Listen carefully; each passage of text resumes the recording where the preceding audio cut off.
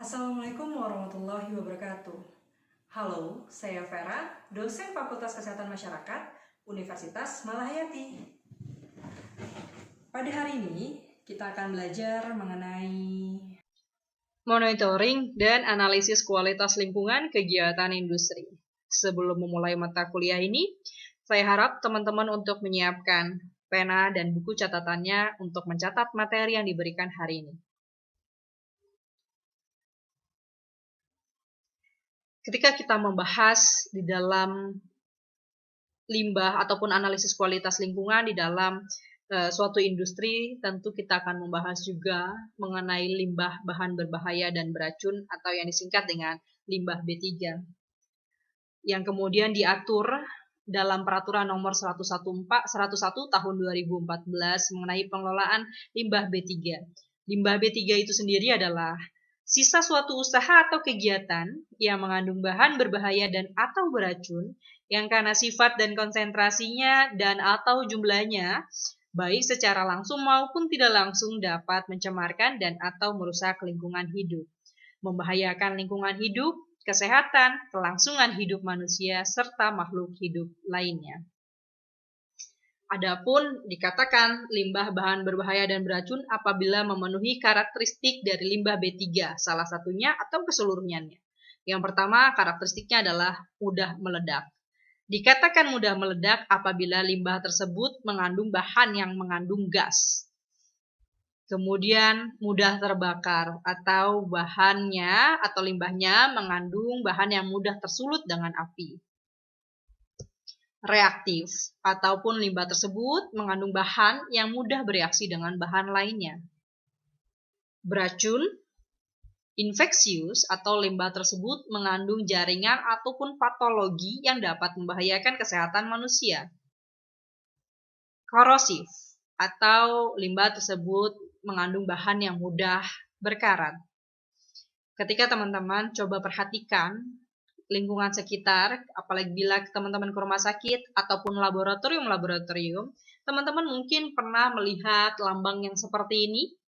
Artinya, di dalam ruangan tersebut mengandung bahan yang infeksius, sehingga be careful. Itu arti daripada lambang-lambang yang ada di bawahnya. Dari mana dalam suatu industri dia akan menghasilkan suatu limbah? Yang pertama ada limbah yang spesifik, yang artinya limbah tersebut dapat ditentukan dari mana asalnya. Atau limbah tersebut biasanya dihasilkan dari pembuatan produk ataupun produk sampingnya. Kemudian ada juga yang dikenal dengan kategori limbah tidak spesifik, yaitu limbah yang bukan berasal dari proses utamanya. Kemudian ada juga limbah kadaluarsa, tumpah, atau memang tidak memenuhi spesifikasi yang ada.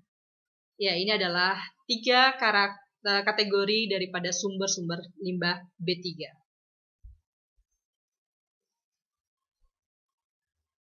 Dalam melakukan analisis kualitas lingkungan di lingkungan industri, teman-teman juga harus paham bagaimana kemudian industri itu bisa menghasilkan suatu produk ataupun produk sampingnya. Dan di dalam suatu industri, hendaknya industri itu menerapkan prinsip produksi bersih ataupun cleaner production.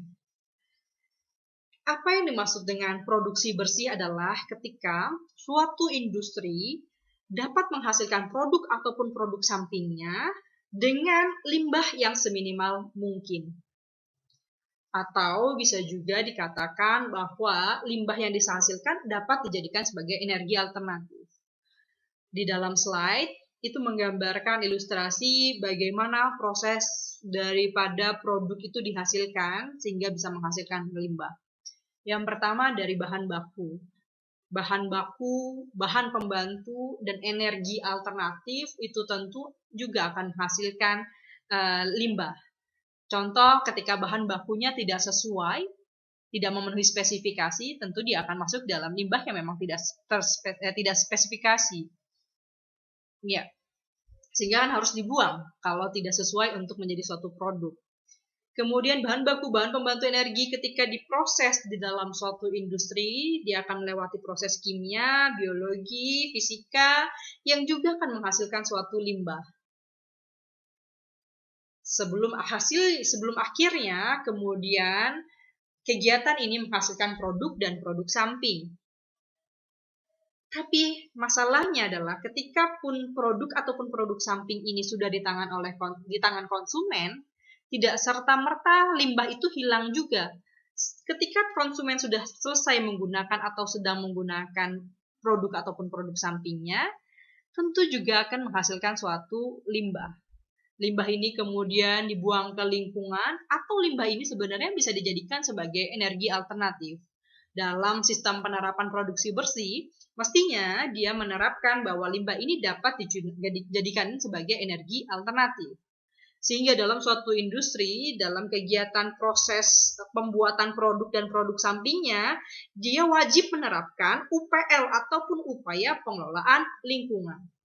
Sehingga tidak bisa suatu industri jalan apabila dia tidak memenuhi izin lingkungan dan tidak mengelola limbahnya. Ya, sebelum kemudian limbah ini dibuang ke lingkungan, dia perlu kemudian diolah terlebih dahulu, perlu kemudian diolah supaya memenuhi syarat dan baku mutu yang dapat bahan-bahan limbah tersebut dapat dibuang ke lingkungan. Ya. Sehingga bagaimana caranya ketika suatu industri ini menerapkan sistem produksi bersih. Seminimal mungkin mereka menghasilkan limbah yang dapat mencemari lingkungan. Ya, teman-teman harus belajar di dalam analisis kualitas lingkungan, tidak hanya dalam satu tempat saja. Teman-teman harus membahas ini dalam satu hal yang besar. Jadi teman-teman harus tahu bagaimana kemudian analisis apa saja yang dapat dilakukan, bagaimana teman-teman bisa melakukan analisisnya. Saya akan memberikan penjelasan singkat mengenai ilustrasi pembuatan daripada satu industri. Yang pertama, mungkin kalau teman-teman tahu bahwa kita sudah terkenal kan bahwa kita memiliki industri gula yang kita kenal mungkin Gulaku.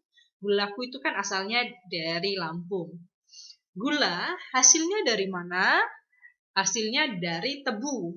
Ya, tidak serta-merta ketika sudah jadi tebu langsung jadi gula. Pasti ada proses pengolahannya. Dan tidak semua tebu bisa digunakan juga untuk menjadi satu gula yang baik. Tebu-tebu itu harus memenuhi karakteristik tertentu, di mana tebu yang matanglah yang dapat digunakan untuk menghasilkan nira yang banyak. Nira itu hasil daripada cairan yang dihasilkan daripada proses penggilingan tebu untuk sebelum dijadikan sebagai gula. Nah, artinya, di tahapan awal saja, di tahapan bahan baku saja, seperti yang sudah saya sampaikan tadi, dia juga menghasilkan satu limbah. Ya, terutama ketika bahan tersebut, tebu tersebut tidak dapat digunakan untuk proses pembuatan gula, karena tidak memenuhi kriteria tertentu. Begitu. Belum selesai limbahnya sampai di situ, teman-teman juga harus belajar bagaimana ketika limbah tebu itu kan akan hasilkan ampas dan juga akan hasilkan nira. Ampas tebu ini sebetulnya kalau kita industri tersebut menerapkan produksi bersih, ampas ini dapat dijadikan sebagai energi alternatif untuk pembakaran industri, atau dapat dijadikan sebagai agar pabrik itu dapat jalan. Ya, dapat dijadikan energi alternatif sebagai pembakaran. Untuk membakar. Karena apa? Karena si ampas tebu ini menghasilkan glukosa dan kandungan-kandungan lainnya yang mengandung bahan yang mudah terbakar sehingga dapat dijadikan sebagai energi alternatif. Selanjutnya, limbahnya tidak hanya berhenti sampai di situ. Ini sudah jadi nira. Nira nggak mungkin sekali jadi penggilingan langsung jadilah gula. Dia ketika sudah jadi nira seperti ini, tentu itu akan masih menghasilkan ampas-ampas tebu yang sisanya, yang secara tidak langsung masuk dalam proses penggilingan tadi. Ya, serpihan-serpihan atau serbuk-serbuk daripada ampas tebu ini. Itu akan masuk di dalam proses penggilingan yang pertama. Sehingga tahapan berikutnya, dia akan menerapkan yang namanya pengolahan terlebih dahulu. Pengolahan yang pertama, dia akan memisahkan antara nira dengan ampas-ampas tebu serpihan daripada proses tersebut. Jadi kan ketika nira ini sudah jadi, si ampas tebu ini akan masih ada sisa-sisa atau serpihannya, sehingga perlu diendapkan terlebih dahulu. Jadi masuklah dalam proses pengolahan atau pengendapan. Ya, dia mengendapkan sehingga dia akan memisahkan antara yang padat dengan yang cair. Yang padatnya kemudian kita kenal dengan blotong. Blotong ini kan tidak bisa dijadikan sebagai gula. Blotong ini adalah produk samping yang dihasilkan daripada proses pengolahan untuk pembuatan gula ini. Tapi blotong ini mengandung bahan-bahan yang sebenarnya bermanfaat. Dan blotong ini sebetulnya dapat dijadikan sebagai pupuk contohnya. Ya, karena dia mengandung nutrisi-nutrisi yang bagus untuk tanaman. Sehingga ini bisa dijadikan sebagai pupuk. Jadi kalau dalam satu industri dia menerapkan sistem cleaner production ataupun produksi bersih, dia akan mengolah kembali limbah tersebut. Kemudian selanjutnya ada yang memang bisa dijadikan dikristalisasi menjadi nira yang utuh dan menjadi gula.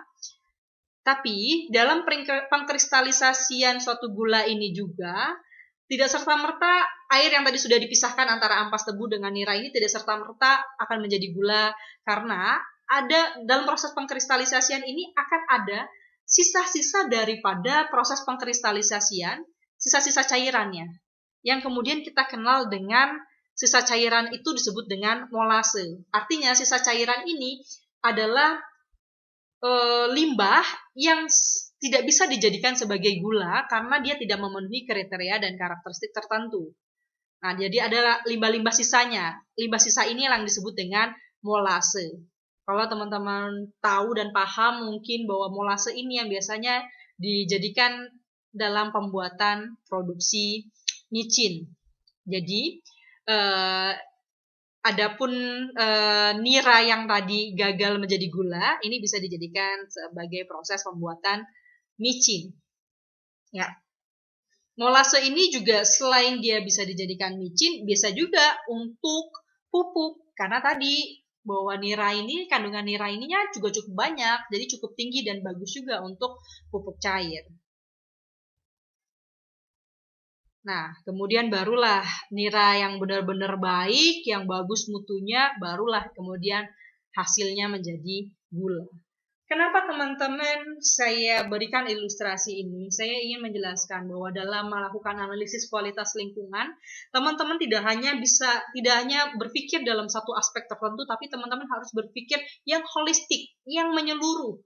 Karena dalam setiap proses pengolahan dalam suatu industri itu akan menghasilkan suatu limbah, di mana peran teman-teman nantinya kalau teman-teman mengambil jurusan K3 ataupun kesehatan lingkungan, di mana disitulah peran teman-teman dibutuhkan.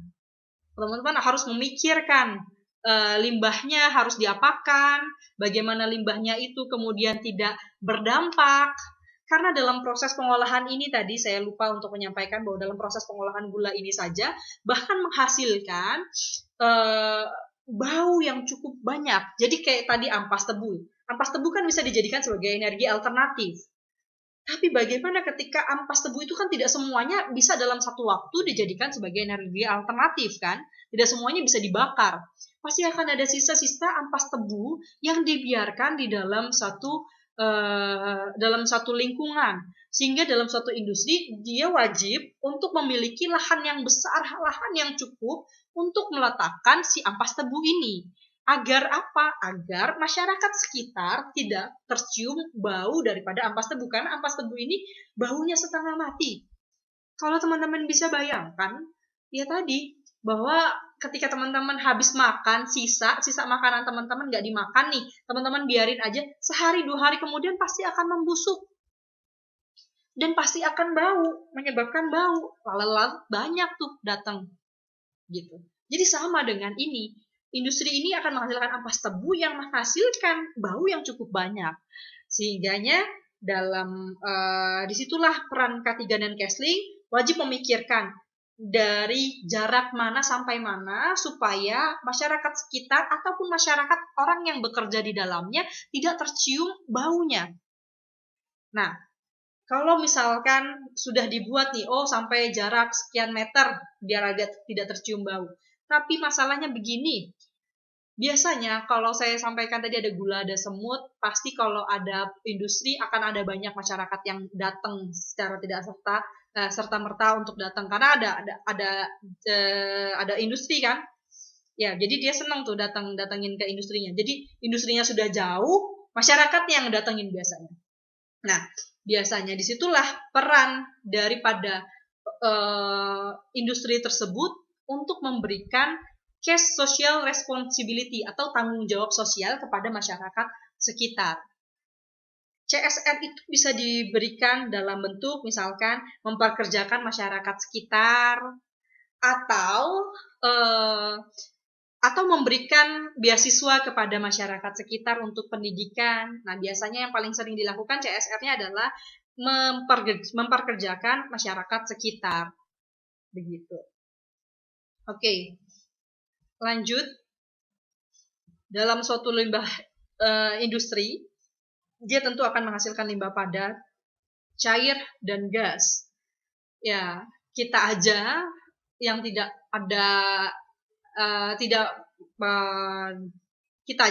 di dalam satu industri aja kita menghasilkan limbah, menghasilkan sampah, ya. Nah, bagaimana dengan industri yang cukup besar? Ya, tadi contoh misalkan tadi industri gula dia menghasilkan ampas tebu, menghasilkan limbah padatnya ampas tebu. Bagaimana kemudian ampas tebu ini bisa dipergunakan untuk energi alternatif? Tapi kan tadi disampaikan bahwa tidak semua dalam satu waktu ampas tebu ini dapat digunakan. Pasti akan ada sisa-sisa, di mana disitulah peran kita sebagai analisis kualitas lingkungan untuk memperhatikan, menimbang di jangka waktu kapan saya akan memproduksi, di jangka waktu kapan saya akan berhenti, supaya limbah yang dihasilkan juga tidak banyak. Karena seiring banyaknya kegiatan aktivitas manusia, seiring juga banyaknya limbah yang dihasilkan. Saya minta teman-teman untuk berdiskusi di dalam kolom komentar. Silahkan cari tahu kira-kira berapa lama sih sebenarnya kalau suatu limbah padat di dalam industri itu akan diangkut. Limbah padat itu bisa dari administrasinya di perkantorannya atau limbah padat yang seperti yang tadi. Ya, silakan teman-teman cari tahu semestinya peraturannya bagaimana dan biasanya berapa hari. Yang jelas bahwa dalam memproses pengolahan limbah padat ini tentu dia harus menerapkan prinsip 3R, reduce, reuse, recycle. Kemudian limbah cair dan limbah gas. Oke, teman-teman bisa lihat kemarin ini slide di minggu ketiga saya sudah berikan di dalam Google Classroom. Kalau di dalam suatu industri, dia kan akan menghasilkan limbah cair. Entah itu limbah cair yang dihasilkan dari proses pembuatan industrinya, produknya, atau limbah cair yang dihasilkan dari produk-produk samping, dihasilkan dari kegiatan-kegiatan aktivitas sekunder seperti dari kamar mandi dan sebagainya, itu kan menghasilkan limbah cair tentunya. Ya, jadi intinya bahwa suatu industri itu akan menghasilkan limbah yang berasal dari proses produksi ataupun limbah yang tidak berasal dari proses produksi tapi memang akan terjadi di dalam suatu industri tersebut, yaitu limbah cair. Ini ada, teman-teman lihat, ini adalah titik-titik di mana teman-teman bisa mengambil sampel untuk mengetahui sejauh mana sebetulnya kandungan limbah yang dihasilkan daripada suatu produksi itu. Jadi kalau teman-teman bisa lihat, ini ada titik-titiknya. Titik yang pertama ini adalah bak kontrol saluran air limbah, karena di dalam setiap produksi tentu dia akan menghasilkan limbah. Kemudian di nomor kedua ini adalah inlet, nomor ketiga ini adalah outlet. Di ini ada bak yang kita kenal dengan bak IPAL atau instalasi pengolahan air limbah. Biasanya dalam suatu industri kalau dia tidak berbahaya banget, dia hanya akan ambil di dua titik sini saja, di inlet dan outlet. Tapi kalau memang ada yang urgent sekali yang tidak seperti biasanya, dia akan ambil dari keseluruhan titik-titik yang ada di sini.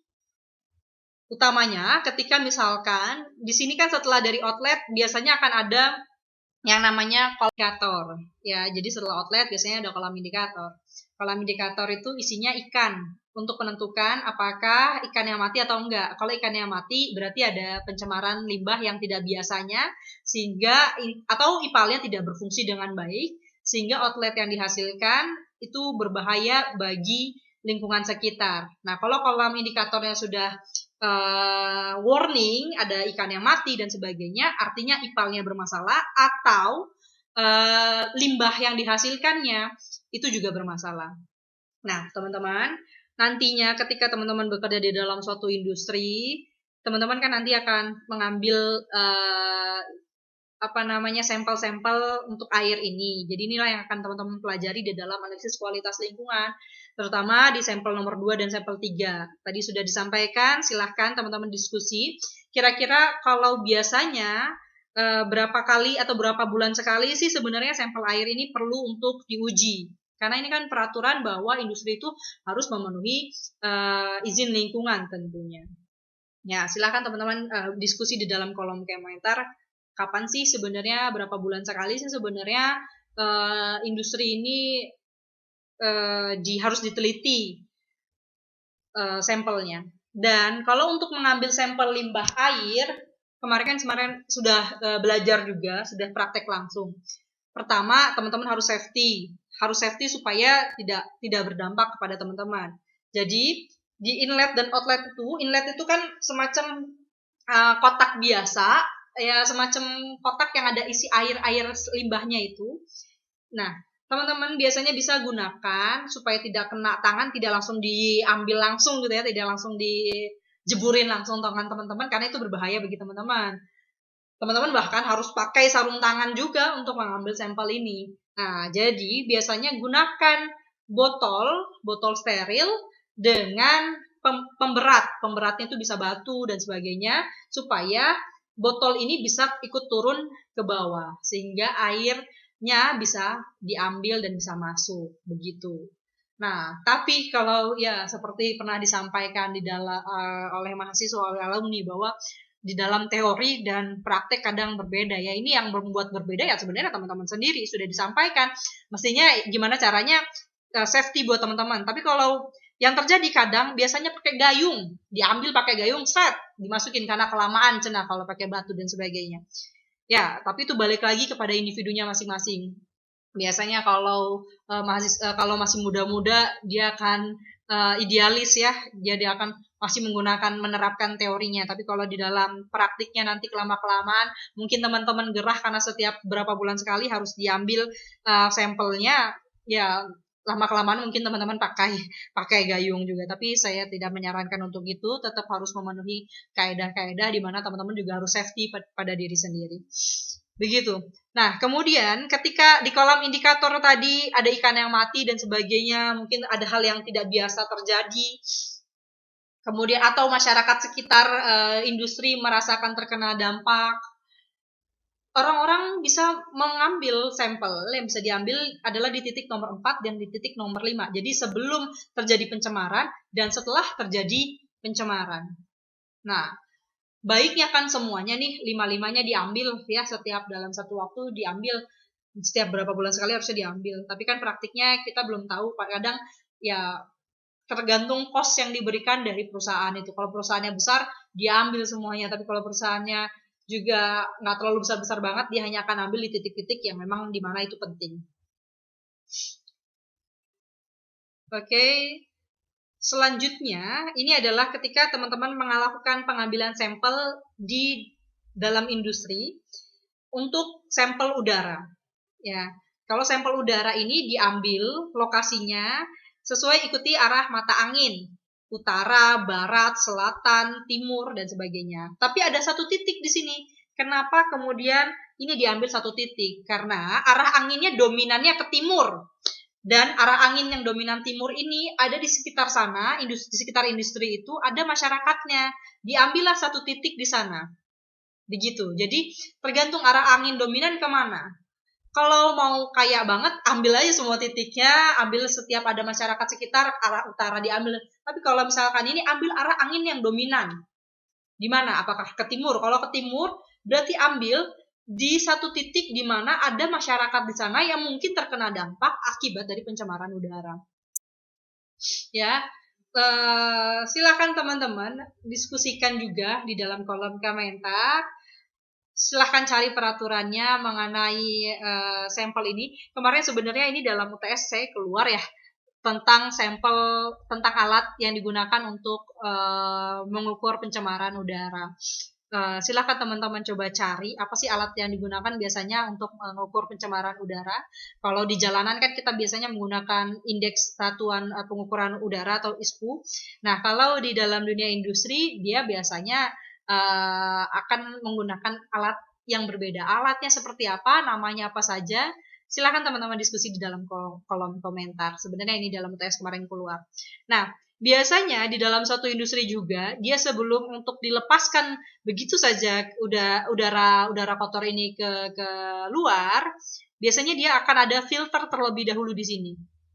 Nah, disinilah peran daripada Kesling dan K3 nantinya bekerja di dalam dunia industri. Teman-teman harus paham mengenai di mana saja titik-titik pengambilan sampel air, di mana saja titik-titik pengambilan sampel udara, dan di kapan saja sampel padat itu, limbah padat itu juga diambil. Itulah yang harus teman-teman pelajari. Prinsipnya di dalam kesehatan lingkungan dan kerja ini kita balik kepada peraturan dan baku mutu mengenai limbah, begitu. Oke teman-teman, itu saja yang bisa saya sampaikan untuk hari ini. Tidak ada tugas karena sebelumnya saya sudah memberikan tugas. Hari ini kita bebas tugas, sampai ketemu minggu depan. Assalamualaikum warahmatullahi wabarakatuh.